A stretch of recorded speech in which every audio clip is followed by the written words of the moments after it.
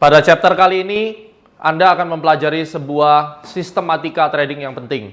How to use multiple time frame for trading. Seringkali orang bertanya pada saya, Pak, bagaimana cara trading? Time frame berapa yang digunakan? Ini merupakan pertanyaan yang klasik, tetapi banyak sekali orang yang tidak memahami tentang time frame. Akhirnya, orang menggunakan time frame itu dengan berbagai macam kesalahan. Saya akan jabarkan dulu kesalahannya. Contoh, ada berbagai macam time frame. Kita bicara di futures market, mulai dari weekly sampai menit, ya, sampai M1. Jadi weekly, monthly, ya, kemudian daily, H4, H1, M30, M15, M5, M1. Ada orang yang menggunakan voting.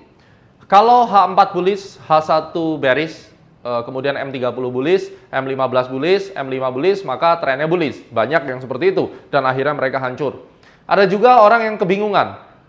Terlihat bullish di M15, tetapi di H1 terlihat bearish, di H4 terlihat bullish, akhirnya bingung sendiri mau ngapain.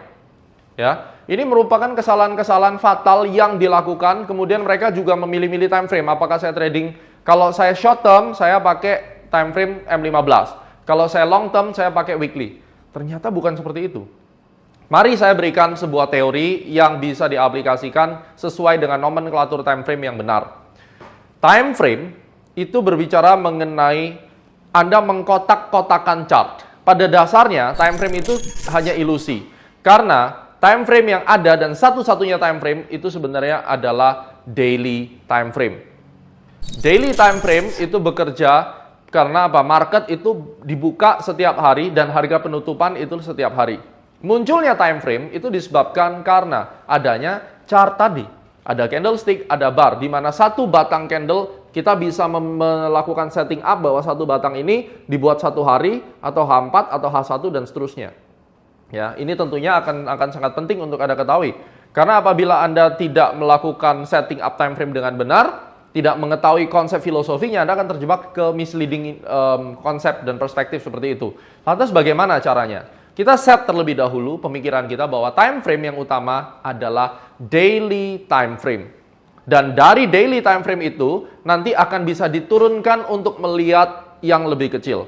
Menggunakan time frame sama persis seperti Anda menggunakan Google Map.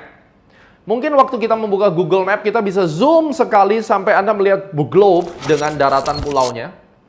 Dan kemudian pada saat kita melihat daratan pulau tersebut, Anda bisa lihat, wah saya ternyata lagi di benua ini. Lalu kita ingin lihat benuanya itu, di dalam benua itu kota-kota apa saja. Pada saat Anda melihat benua, mungkin Anda sedang melihat monthly chart.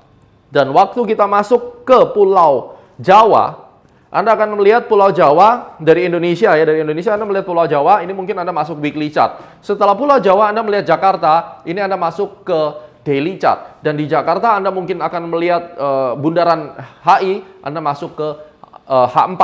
Dan di bundaran HI Anda melihat ada Plaza Indonesia, Anda masuk ke H1. Tapi pada saat kita membuka di monthly, apakah waktu monthly itu bundaran HI dan Plaza Indonesia berbeda tempat? Tidak. Pada saat Anda melihat pola pergerakan harga dengan monthly, sebenarnya waktu kita buka di daily itu sama saja. Anda melihat bagian daripada elemen daripada keseluruhan pergerakan harga. Contoh, kalau Anda melihat kaki gajah dari jauh, itu tetap kaki gajah. Dan kalau Anda melihat dengan jarak 1 meter, tetap kaki gajah, tetapi Anda bisa melihat tulangnya. Anda bisa melihat kukunya. Tapi apakah dari jarak, katakan 100 meter tadi, atau monthly chart tadi, kaki gajahnya tidak punya kuku? Tidak, tetap kukunya ada. Tapi dengan masuk ke dalam daily chart, Anda bisa melihat lebih detail bagaimana kuku tersebut bentuknya. Itu adalah konsep filosofi daripada time frame. Nah, pada saat kita trading, yang penting untuk Anda ketahui, dan ini tidak banyak yang memahami, ada dua yang harus Anda bedakan. Bagian yang pertama, Anda memilih the major time frame. Major time frame boleh berapapun. Ini simpelnya, karena nanti detailnya saya akan contohkan di CAT program, itu akan ada pembahasan lebih dalam tentang time frame ini dan aplikasinya. Tetapi untuk basic course, Anda harus memahami yang paling simpel. Tentukan major time frame bisa berapapun. Katakan Anda suka dengan H4 karena volatility-nya tidak terlalu besar. Anda menggunakan H4 sebagai major time frame. Dan major time frame ini bertugas untuk memberikan informasi pada Anda kemanakah arah pergerakan harga, bullish atau bearish, ya, atau sideways. Di dalam major time frame Anda tidak menentukan buy atau sell. Yang Anda tentukan di sini adalah bull atau bear. Setelah kita menentukan kepala cangkulnya seperti ini dan harganya bergerak di atas moving average dan seterusnya, maka berikutnya kita sudah tahu bahwa ini bergerak dalam kondisi bull.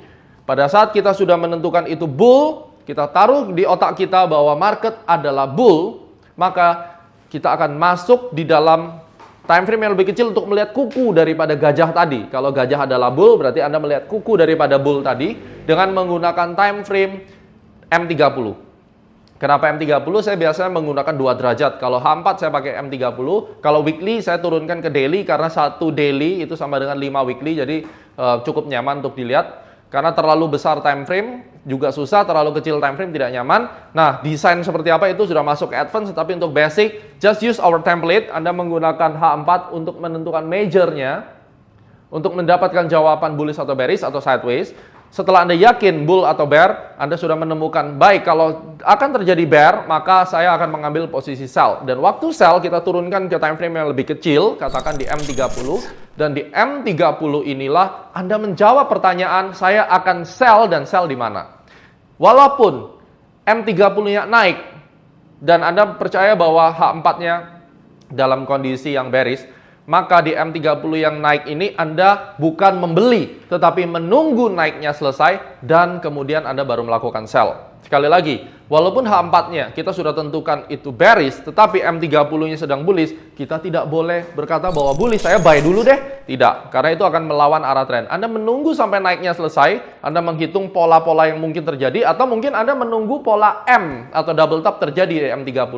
Setelah itu, baru Anda tentukan sell, karena di secondary time frame atau di entry time frame, kita menentukan sell atau buy-nya. Ya, jadi cukup jelas penggunaan time frame di sini dan kita akan masuk di aplikasi untuk membahasnya.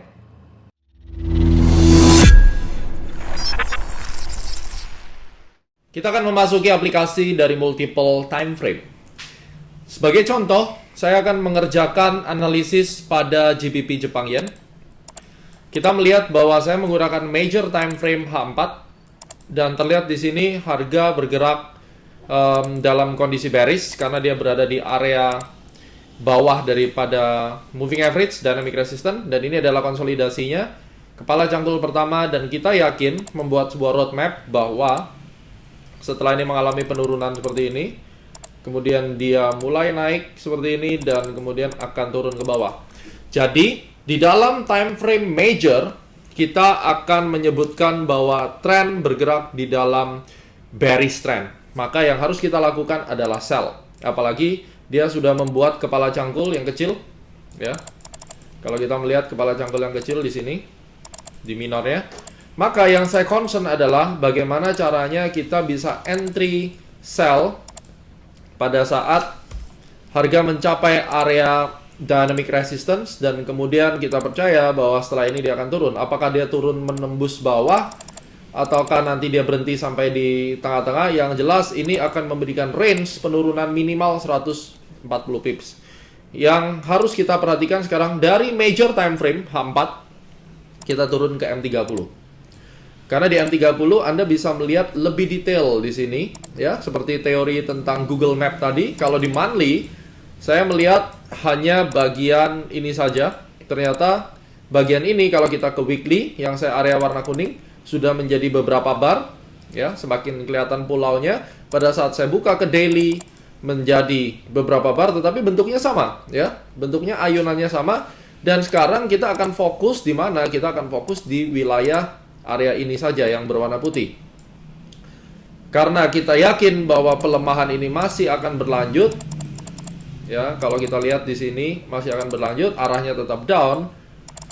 Dan yang kita bahas tadi hanya bagian kecil, ya. Ini bagian kecil, sama seperti kita melihat peta, ini hanya bagian kecil di sini. Kemudian kita membahas bagaimana saya menikmati range besar turun, saya buka H4, ya. Jadi sebenarnya ini hanya menunjukkan pada Anda bagaimana cara manajemen time frame itu. Sebenarnya yang kita bahas tadi itu cuma area yang berwarna, saya berikan warna, ya, orange. Sebenarnya yang kita bahas tadi yang orange. Tetapi kalau kita melihat dari time frame yang besar, akan terlihat perbedaannya. Perbedaannya adalah Anda tidak akan melihat orange ini. Kalau dilihat dari monthly, mata orang biasanya langsung melihat dari sini. Itu salahnya. Padahal sebenarnya kita spotting yang ini orange, kita tidak kelihatan. kalau saya buat di daily terlihat kecil. Nah, sebenarnya yang akan kita bahas tuh kita entry di area orange itu. Makanya majornya jangan terlalu besar, karena apa? Kita memilih bagian-bagian fraktal harga sebenarnya, tidak semuanya ya. Karena kalau Anda pakai Google Map kan kita tahu kita mau jalan kemana ya, kita pakai range yang seberapa ya, tidak mungkin lihat sampai pulau-pulaunya semua. Nah, di dalam kasus ini kita membicarakan tentang range yang ada di orange ini. Lalu entry cell saya pakai M30. Nah, di M30 ini sebenarnya belum terlihat adanya pembalikan arah. Saya masuk spekulasi. Yang harus kita perhatikan, ini nanti akan turun dulu ke bentuk kepala cangkul. Ingat, sebelum dia berbalik arah menjadi bearish pun dia harus membentuk kepala cangkul. Kemudian dia membentuk lower high, baru dia turun.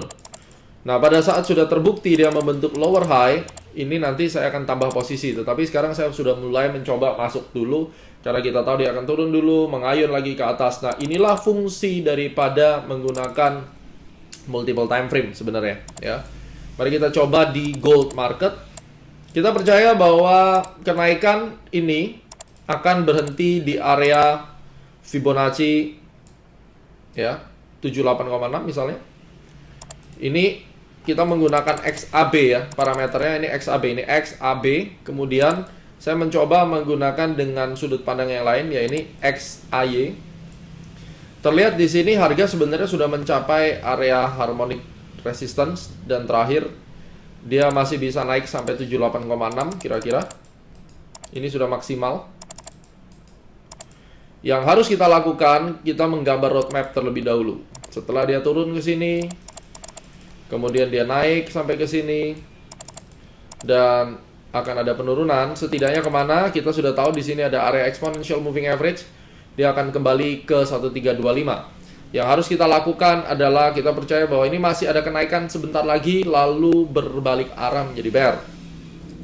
Maka saya tidak mau buy, karena apa? Kalau kita buy di posisi ini akan beresiko, karena resikonya apa? Diseret naik dulu, kecuali di M30-nya kita menemukan pola sell, apakah pola M ataukah pola rising wedge.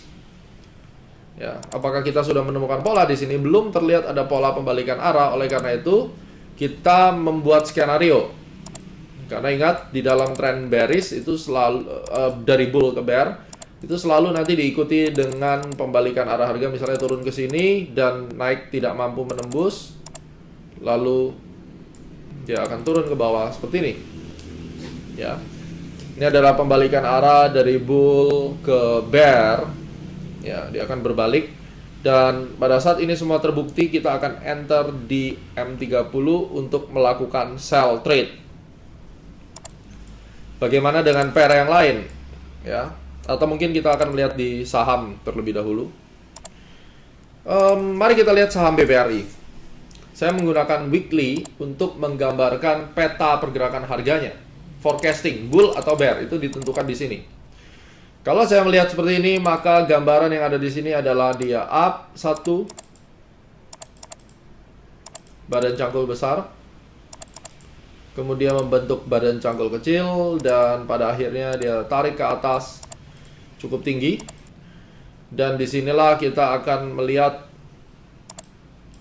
petanya akan terus ke atas ya. Dan ini bagian minor trendnya. Saya turunkan ke daily, ternyata minor trend tadi adalah bagian ini. Dan bagian inilah yang akan menjadi fokus kita, di mana bagian yang kecil-kecil ini ya. Ini lihat, kalau saya di weekly dia bagiannya di sini. Ternyata kalau di daily lebih jelas, dan di sini kita mencari entry-nya. Bagaimana cara entry-nya? Apakah ada pola? Kalau kita tarik begini, kemudian kita sambungkan bawah, kemungkinan akan terjadi falling wedge. Jadi mungkin saya akan nunggu dia turun, kemudian naik. Ini opsi pertama. Opsi kedua, saya menggunakan strategi breakout. Itu bisa yang jelas di time frame yang kecil ini. Kita harus sepakat, bukan berarti kalau kita percaya time frame besarnya up, lalu time frame-nya kalau kecil kita sell dulu. Tidak. Kita harus inline dengan majornya. Jadi itu cara kita menggunakan dua time frame. Time frame major untuk forecasting, dan time frame yang kecil itu untuk entry. Dengan begitu Anda bisa sangat objektif sekali di dalam menentukan pergerakan harga. Ya. Karena ini akan menjadi aturan main yang sangat penting sekali, dan setiap dari kita bisa trading dengan sangat objektif saat kita menggunakan dua time frame dan kita tahu fungsinya untuk apa. Ya. Pada saat ini terjadi, kita tahu dia akan turun, tetap kita melakukan zooming di M30 selama dia belum muncul pattern bearish reversal. Anda tidak boleh melakukan sell kecuali memang niatnya adalah spekulatif untuk mengambil pendek, misalnya di sini. Ya. Tetapi secara besarnya Anda harus melihat di time frame entry benar-benar terjadi either double top, ya. Ini opsi pertama, terjadinya double top, atau Anda melihat pelemahan harga mungkin sampai di sini lalu dia turun. Yang jelas ini semua akan kita bicarakan di time frame yang lebih kecil. Candlestick semuanya, trigger untuk entry, ekor dan seterusnya kita bisa lihat di time frame yang lebih kecil, karena akan lebih presisi kalau Anda melihat di time frame yang lebih kecil, ya. Bagaimana dengan mata uang yang lain, misalnya di GBP, karena dia sideways. Misalnya saya menggunakan daily sekarang untuk range yang lebih besar. Dia sideways, kemudian untuk futures kita harus melihat rangkaian yang lebih kecil, ya. Jangan rangkaian yang terlalu besar. Yang sebelum-sebelumnya tidak perlu kita lihat. Kita lihat ini sekarang. Naik, kemudian dia turun, lalu kita tahu dia akan bikin kepala cangkul. Kepala cangkulnya akan kemana? Gunakan XAB, kita tarik di sini. Ingat teori 50 dan 62, kurang lebih kenaikannya sampai di sini. Lalu kita buka di H1, ya. Kita sekarang pakai H1 karena di daily, ya. Nah, targetnya di area kuning. Sekarang masih di sini, berarti yang bisa Anda lakukan adalah Anda menunggu terbentuknya kepala cangkul dan kemudian ini naik kembali. Apakah nanti muncul inside bar, itu bisa kita manfaatkan. Tapi yang jelas fungsi daripada multiple time frame, ada major time frame untuk menentukan forecasting arah harga. Kalau kita sudah sepakat dia akan naik, maka pilihannya adalah buy, dan kemudian minor time frame itu untuk melakukan buy, ya. Kalau major time frame maksud saya adalah forecasting bull, dan hasil dari bull itu di minor time frame atau entry time frame kita memutuskan buy. Walaupun dia turun di sini, saya tidak akan sell, tapi saya akan menunggu sampai dia benar-benar terjadi pembalikan arah atau muncul pola-pola, misalnya ada inside bar, kita bisa ada trigger untuk entry. Seringkali orang tidak sabar, dia buy di sini lalu diseret ke bawah, lotnya besar, akhirnya kena margin call dan ini menjadi berbahaya. Oleh karena itu, strukturnya harus selalu ingat, forecasting di time frame lebih besar, kemudian Anda masuk di time frame yang lebih kecil, ya, untuk entry-nya. Dan ini akan membuat Anda menjadi trader yang sukses di dalam financial market.